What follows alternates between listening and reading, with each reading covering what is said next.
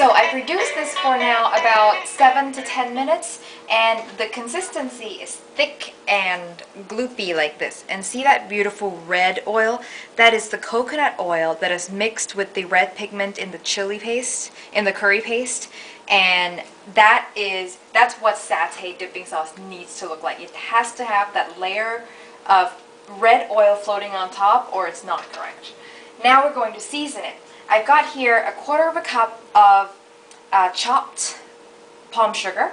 It's a sweet sauce that's also acidic. Now the acid component is tamarind juice. What I have here is tamarind paste or juice, however you'd like to call it. So about 2 tablespoons. Tamarind's one of those things, it's a little, you never really know. The acidity isn't consistent. So I'm going to start with 2 tablespoons and taste and see if it needs any more. Alright, so stir that in. And a splash of fish sauce. And by a splash, for those of you who need measurements, I mean probably about 2 teaspoons. Or 1.5. At some point you have to use your judgment. So, now I'm going to give that a taste. 1 second. Okay, now we're going to give it a taste.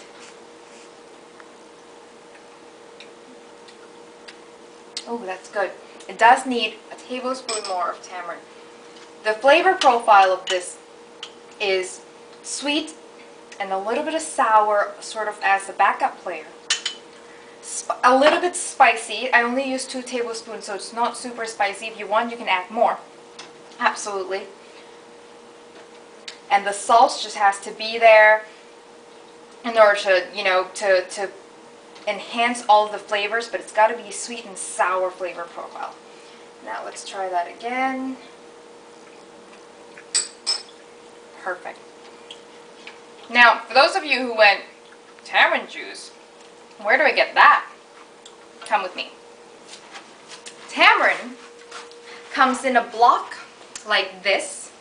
Now, the way you get tamarind juice is, now tamarind itself is a fruit, and it looks like it's a dried fruit because kind of like dates, like it comes like that. It looks like a dried fruit, and what they do is they just take all the pits out and they form it into a block like this. When you want to make tamarind juice, you soak it in hot water, and that's what it's going to look like once you've soaked it. It'll sort of release itself, and then you're going to get in with your hands and smoosh it, like really get all the pulp away and into the water. And you keep doing this until you feel like you can't possibly squeeze any more juice out of it. And then you strain off all the fiber, and then there you have it, your tamarind paste. Now just add enough hot water to cover it. You don't need that much, and that's the reason why I can't give you an exact measurement of how much tamarind juice to use, because each tamarind paste is going to have varying levels of acidity, and how much water you use, how hard you squeeze your tamarind block. There's so many variables that's going to affect it. So that's why you've got to taste as you cook. Alright? And now we are ready to grill. Now, my brother was so kind, he skewered all the pork that we marinated earlier for me.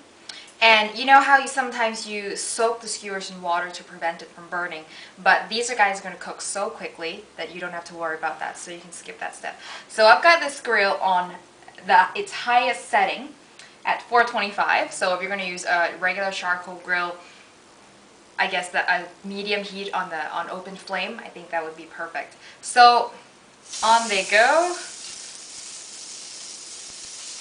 I love that sizzling sound. And now the unique method of grilling is you brush on the extra marinade as it's grilling, so it gets more flavor. As it dries up with the heat, you hit it again with more fat and flavor and spices.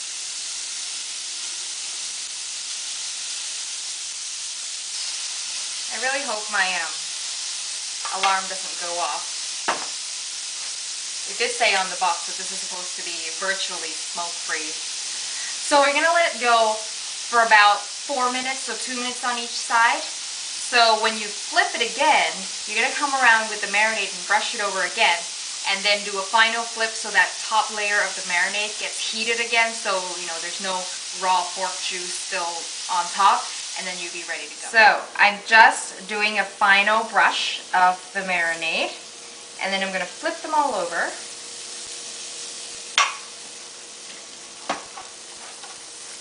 Just to heat that marinade up.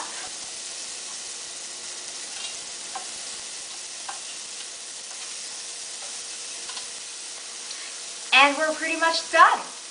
Now we're ready to go. So let's take them off the grill in order that I flipped. So the first one I flipped, I put down first. This grill gets pretty hot. I was afraid when I bought it that because it's such a cheap electric grill it wasn't gonna do the job, but it seems to work. All right. Look at that nice grill mark. That's what you want to see. That's like characteristic of a good satay. Now, we're going to serve it with our dipping sauce, and also we're going to serve it with a pickled cucumber, shallots, and chili mixture. So what you would do is you would take about a cup of white vinegar and about 1.5 tablespoons of sugar and a pinch of salt. Let that reduce, overheat a little bit until it starts to thicken up a little, and then you just pour it over your cucumber, shallots, and chili, and so that acid will sort of cut the fat in the pork and the dipping sauce really nicely. And so here we go. Now let's see if I did a good job. In the dipping sauce, make sure you put it in a large, shallow dipping bowl so people can just like go in and get a lot on at the same time. You put it in something shallow, then they can do this, and then they have to double dip and that whole deal. And you know, it's just not cool. Alright, let's see.